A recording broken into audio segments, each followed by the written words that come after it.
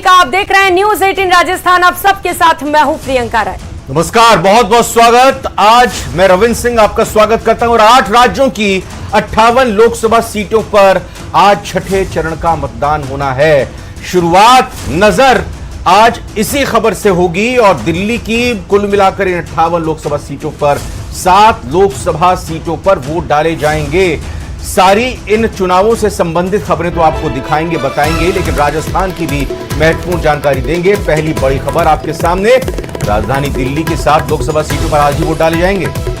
तो बड़ी खबर आपको लोकसभा चुनाव से जुड़ी बता रहे हैं। 2 मिनट का वक्त रह गया है। सुबह 7 बजे से वोटिंग की प्रक्रिया की शुरुआत हो जाएगी। छठे चरण के लिए आज मतदान होना है। 7 बजे से लोग अपने वोट कास्ट कर सकेंगे। इस चरण में 6 राज्यों और केंद्र शासित प्रदेश की 58 सीटों पर मतदान होगा। दिल्ली की 7 सीटों पर, तो वहीं बंगाल की 8, हरियाणा की 10, झारखंड की 4, ओडिशा की 6 और जम्मू कश्मीर की 1 सीट पर मतदान है। तो छठे, ये यूं कहे कि अब ये चरण छठवें तक पहुंच चुका है। अब इसके बाद एक चरण और बच जाएगा। पश्चिम बंगाल की 8 लोकसभा सीटों पर मतदान होना है। कौन कौन से वो वीआईपी चेहरे हैं, कौन कौन सी वो हॉट सीट हो जाती हैं, वो भी ग्राफिक्स के जरिए आपको दिखाई दे रही हैं। करनाल, हरियाणा के करनाल में पूर्व मुख्यमंत्री मनोहर लाल खट्टर चुनावी मैदान में है। दिव्यांशु बुद्धिराजा से उनका मुकाबला है।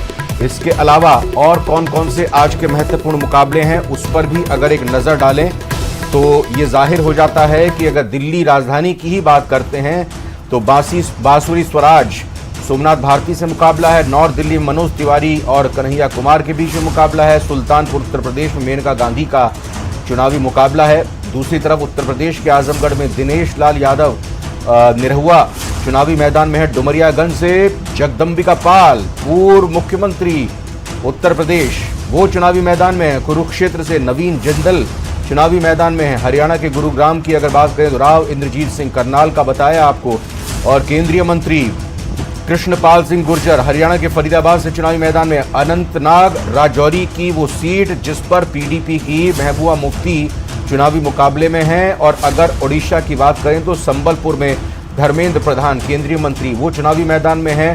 पुरी से फायर ब्रांड नेता मुखर प्रवक्ता बीजेपी के संबित पात्रा चुनावी मैदान में। उत्तर प्रदेश की सीवान सीट पर सबकी नजरें टिकी हुई हैं, क्योंकि आरजेडी से जब टिकट नहीं मिला तो फिर निर्दलीय ही चुनावी मैदान में आ चुकी हैं हिना शहाब। ये कहें कि हिना शहाब शहाबुद्दीन की पत्नी हैं। उनका मुकाबला मुख्य तौर पर आरजेडी और एनडीए कैंडिडेट से है।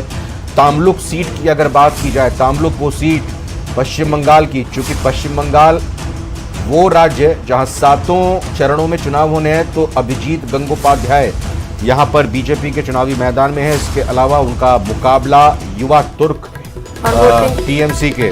बड़ी खबर आपको बता दें, इस बीच वोटिंग की शुरुआत हो चुकी है। सुबह के 7 बज चुके हैं। तस्वीरें लगातार आपको अलग अलग पोलिंग बूथों से दिखा रहे हैं कि किस तरीके से वहां पर जो वोट कास्टर है वो पहुंच चुके हैं और अपने वोट कास्ट करने शुरू कर चुके हैं। 7 बजे से वोट कास्ट प्रक्रिया की शुरुआत हो गई है।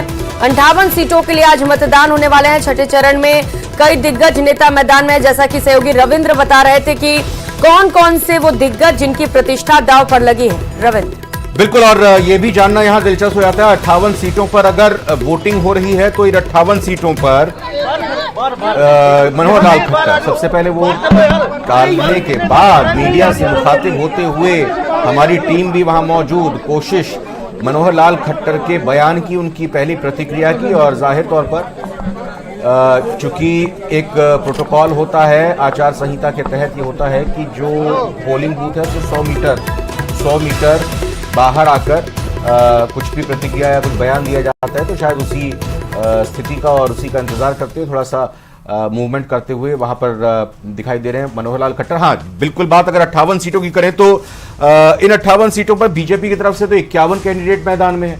कांग्रेस की तरफ से 25 कैंडिडेट मैदान में है। समाजवादी पार्टी 12 है। और आपको बता दें, कांग्रेस और समाजवादी पार्टी इंडिया गठबंधन का हिस्सा है। टीएमसी के 9 प्रत्याशी मैदान में हैं।